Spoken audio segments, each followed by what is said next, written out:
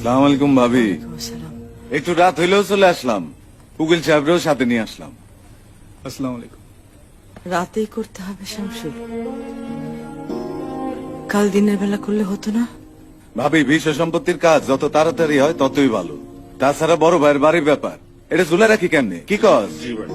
বসেন। অগ বসাবসি পরে আপনি সাইন করেন।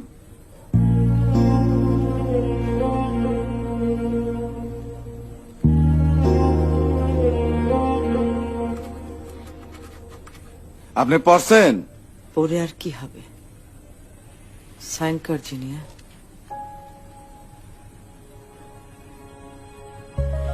মা, তুমি এটা পড়নি? এ বাড়ি তো আমাদের মা, চাচা তো এ বাড়ি আমাদের লিখে দিয়েছে। কেন দিব না? এটাই তো হওয়া উচিত।